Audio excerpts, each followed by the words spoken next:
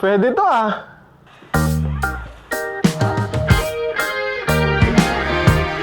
Everything changes every which way. You got to hold on to what you So what's up bro? It's me again, The Real. And for today's video ay meron akong kasama dito ng isang variety ng Hoya. At nag-iisa lang din talaga siya dito sa bahay bro. Ang Hoya Carnosa Crimson Queen. Kaya? Hindi ko alam bro, hindi kasi ako mahilig sa Hoya. Pero lately, parang nagugustuhan ko na nga. Nagkaka-interest na rin ako sa mga Hoya. Kasi nakikita ko magaganda rin yung mga dahon nila and magaganda yung mga bulaklak. Nakaka-hook lang din bro na magkaroon ng Hoya na bumubulaklak. Pero eto, ever since na nakuha ko siya, 2 years ago, 2 years bro, ang ganito lang siya. Hindi ko pa siya napabulaklak. And actually, nagkaroon ako ng kasalanan dito bro dahil yung trendils or tendrils niya, akala ko dried siya bro na stem. Yun pala, yun pala bro, normal lang pala yun. Kaya kinat ko siya. Yan o. Yan, dito ko siya kinat bro. Dito sa dulo niya, tapos dito rin sa isa.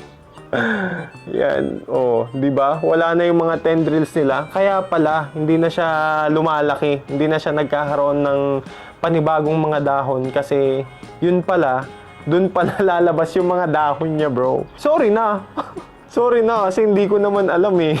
Wala akong idea, bro, sa pag-aalaga ng Hoya sa totoo lang. Kaya kung may tips kayo bro para sa akin, please comment down below para naman mapaganda ko tong Hoya ko. 2 years na to bro, pero yan pa lang yung nilaki niya. Oh. Kaya hindi ko alam. Siguro nagtampo sa akin to. Ito lang yung kaisa-isang Hoya dito sa bahay bro. As in, gusto ko ring mag-collect ng Hoya bro kasi nagagandahan din ako sa mga dahon niya. Nagagandahan ako dun sa magiging flowers nila. Yung pabilog tapos parang stars yung mga dahon, di ba? Gusto ko rin siyang i-collect. Pero for today's video bro, dahil nag-iisa tong Hoya natin is bibigyan natin siya ng kasama. Kaya anong gagawin natin bro?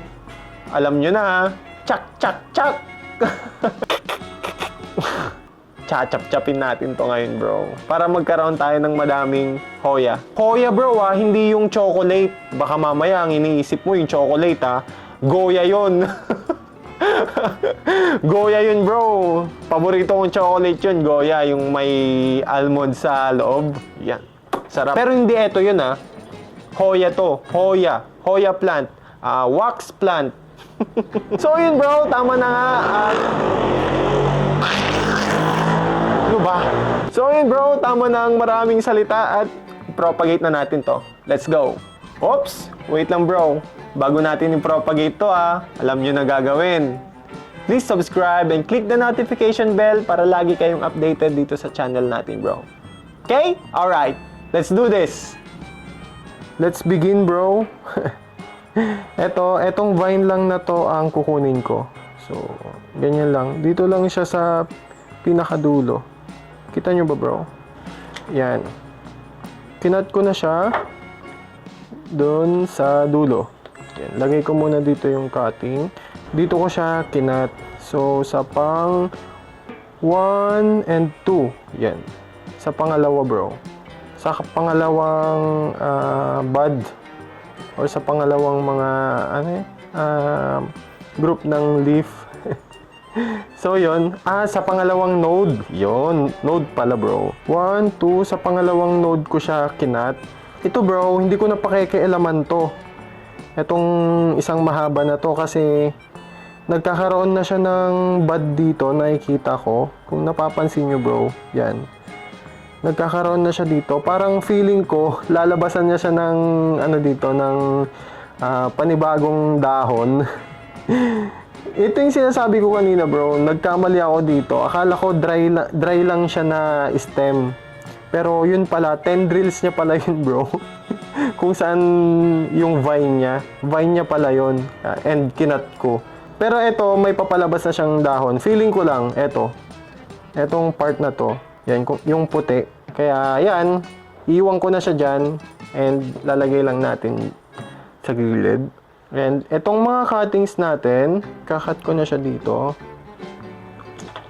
Yan, so meron na tayong isa. Sa per node ko lang siya ikakat bro para magkaroon tayo ng madaing and sana mabuhay. And dalawa. Oh, laglag. And then dito, yung pangatlo. And yung last. Yan.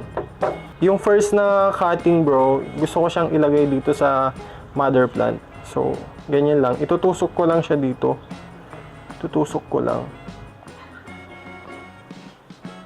Yan. Dito ko lang siya ilalagay bro.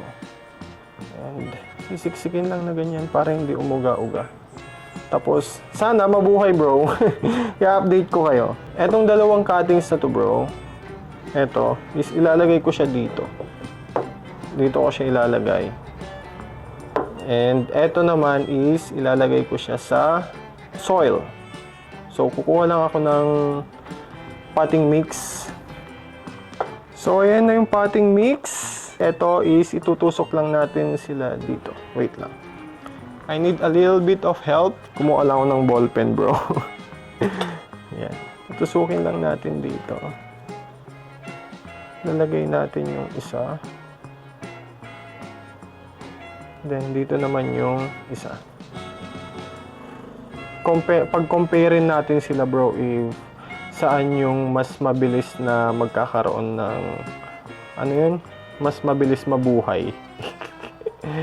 So, yan. Experiment natin, bro. I will keep this moist all the time. Pero not yung sobrang basang-basa. Just moist all the time. Tapos, eto naman is lalagyan ko siya ng water. Parang medyo malaki. Parang medyo malaki itong lalagyan, no? Bagong hanap ko pa man din to. Mukhang masyadong malaki, no? Tapos ang lilit ng dahon. Hindi pwede dito. Wait lang. Hanap ako ng iba. Masyadong malaki itong lalagyan na to, Babilab, no? Kailangan kong makahanap ng mas maliit na paglalagyan dito.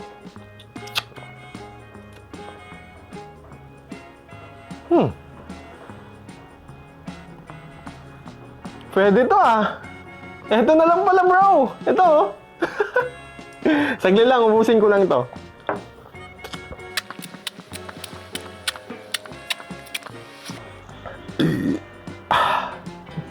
Pwede to bro. Mas okay dito. Tignan mo nga naman oh. Ang laking tulong talaga ng Yakult bro.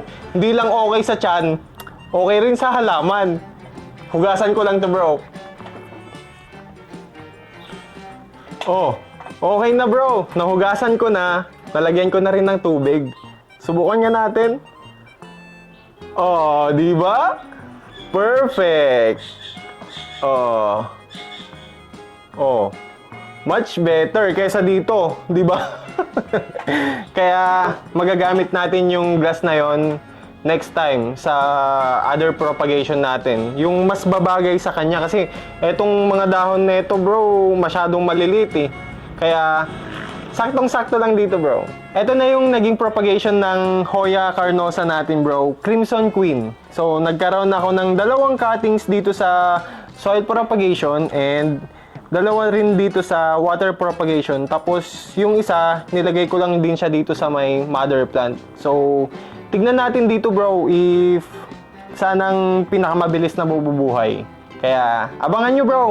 At kung meron kayong care tips sa akin bro sa pag-aalaga ng Hoya or dito kung paano ko sila mabubuhay, yan, eto. Please comment down below naman bro para naman maparami ko tong Hoya ko bro. Kasi ito lang yung Hoya talaga dito sa bahay eh. Comment down below bro kung meron kayong tips and tricks. So yan bro, bago ko i-end tong video na to, meron akong isa-shoutout yung mga nag-comment dun sa nakaraang video.